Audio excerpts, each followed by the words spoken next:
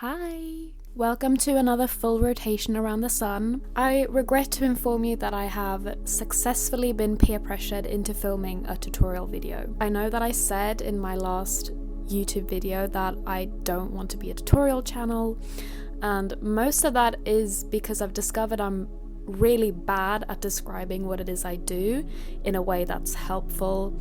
I have a bone to pick with tutorial culture on YouTube. Don't get me wrong, I think it's an absolutely vital resource, and I learned literally everything I know about painting for free on this platform.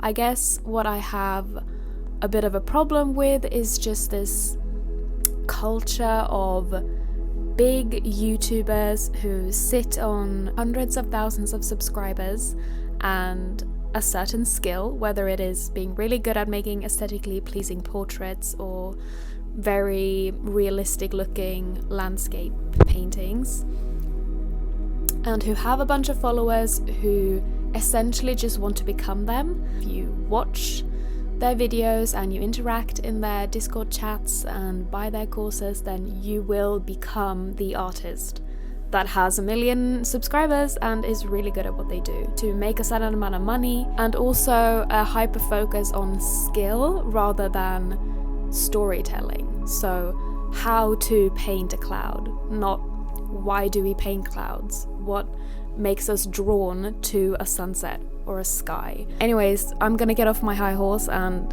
move on to actually doing a tutorial. I'm such a hypocrite, I know, I'm sorry. I just wanted to have it said so that you guys know where I stand and why you probably won't be seeing a lot of tutorials for me in the future. It's not like what I want to do with my time. If you guys end up painting a cloud because of this video, please send me a picture on Instagram or drop a comment below. It makes me so happy to see the art that you guys make. I think one of the best parts that's come out of me sharing my art on social media is just seeing how talented you guys are, how talented everybody is, and it brings me a lot of joy to think that I've inspired someone to create. I don't want you guys to become me, and I don't want you to follow me because you want to have my specific skill. I want you to follow me because you like my vibe and I make you happy and I make good content. Alright, let's get right into it.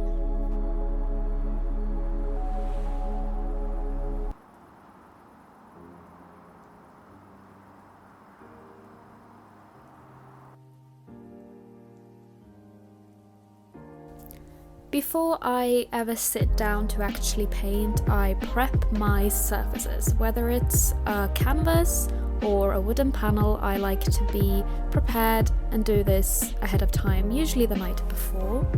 Now, the reason we use gesso or other primers before we start painting is because we don't want our materials to sink into the fibers of, let's say, the canvas and ruin it over time.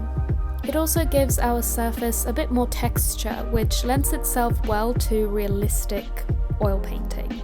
Small and minuscule changes in texture can be difficult to intentionally cultivate, so getting them for free is a great deal, I think. Recently, I'm using only ultramarine blue and burnt umber acrylic paint in my gesso mixture when I do a cloudscape, and not really experimenting with any other underpainting colours. And the reason for this is because it's just such a no-brainer. You know, we all know that we don't want to start with a white surface because it makes our colour mixing a bit off. You know, any colour will look dark compared to white, even if it's a mid-tone. Since most of my paintings are of clouds and of skies, blue is just a very easy colour to start with.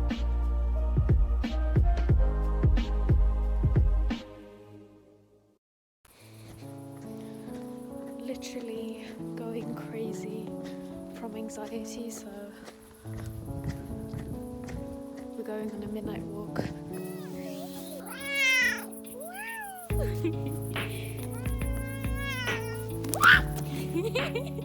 Something I've been thinking a lot about recently is this whole concept of the tortured artist.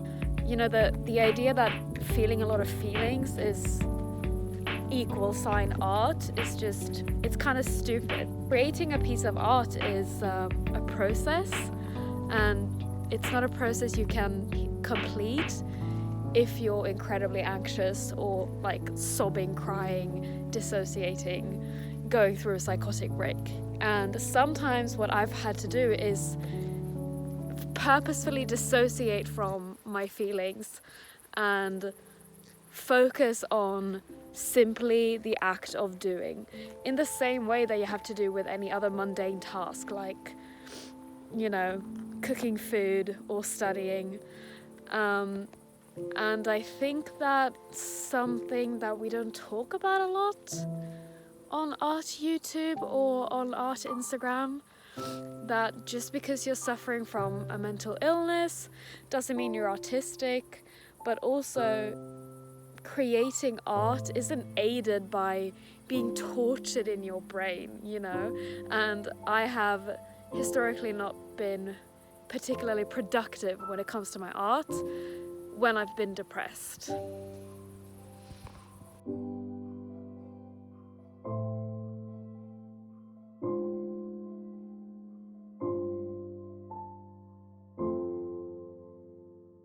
As I mentioned in my oil painting process video, I also do other forms of prep work before I actually sit down and paint, and these include editing reference photos, finding times in my week that I can dedicate to working on the painting, and also just thinking about, you know, when can I take a break, when can I take a sleeping break, when do I let the painting dry and rest in between sessions, and all of this is good to keep in mind before we start. Okay, I have my reference, I've put on a podcast, and it's time to actually sit down and start mixing my colours. I'm not too fussed about mixing all of my shades up front. Now, that might make for like very aesthetically pleasing shots on social media, but to me, I'm all about being effective and getting started as quickly as possible. And I know that especially with a reference photo like this, I will be tweaking the colours ad nauseum throughout the process, and I really just need a bunch of really basic mixes to get started. I use the palette knife when I do the big pools of colour, and I'll usually use my brush when I'm adjusting small pools of paint, and I describe the benefits of palette knives in my oil painting process video, so check that out if you want some more actionable tips. All the colours that I'm using will also be listed in the description if you are interested in copying this specific palette. Similarly to my initial colour mixing, my block-in phase is also very rough, approximate, and kind of quick. I just want to get stuff on my canvas as quickly as possible so that I can get to the good stuff, which is detail work and adjusting what I've already done. Now, obviously you need a good structure to lean on, and your block-in is very important, but I found that the less you think during this process, the better. So that's why I really recommend finding a good podcast to keep you entertained and not obsessing so much about how your painting is looking in the moment. Now, as you can see, I start blending quite early. I transition between darker blues to purples to lighter blues, and I think about laying my sky down as if it were a puzzle. The first step of a cloudscape is almost always a gradient to build upon later. So you'll have the areas of the clouds that are very blended and very smoothly transitioned in between one another. And then you have the areas where the clouds are more solid and where you have a more sharp edge. And that's usually where you get those small little flicks of paint that are very opaque, but we're not going to get to those parts until way later in the process. Right now it's all about just putting big shapes down and blending them together and making it all very smooth, and all of those hard edges that you can see me sort of establishing now, we're going to be blending those out and re-establishing them at several steps throughout this process. So in this particular cloudscape, our darks are going to be blue and purple, and our brights are going to be pink and yellow. And I'm also establishing those trees in the foreground that are sort of framing this painting and providing a nice contrast to our glowing sky.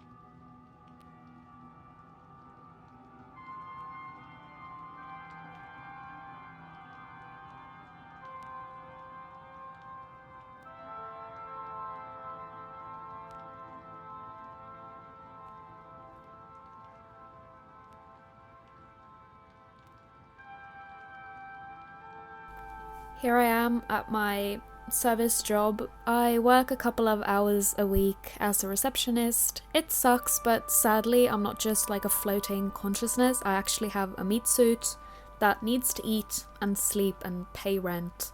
So, you know, it is what it is. But I also think it's important to emphasize that there's more to life than just making art. I'm not a person that can literally paint for hours and hours uninterrupted. You know, as a landscape artist specifically, it's important to go out and experience the world. I love going for walks. I love having alone time where I listen to a YouTube video and just walk around town and look at shit and live in the 3D temporal experience. This is a way to inform our material and give us references to work from, but it's also a way to just stay grounded in general. As artists, I feel like we are so caught up in giving form to and shape to the universe and telling stories, and that we don't really allow ourselves to actually soak in our own lives and what it is to be human, what it is to exist, and what it is to maintain life outside of just being an artist. I get so many questions about how I keep my color mixes clean and I don't muddy up my cloudscapes in particular.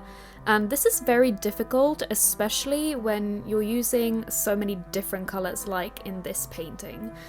I have a few tips for this. Number one is obviously to clean your brush a lot during the process with linseed oil and wiping it with some paper before you dip into a new color. Alternatively, just using a lot of different brushes. And when you're blending, to try and use a clean brush as much as possible so that we're not mixing in a bunch of old colors that are stuck inside of the bristles.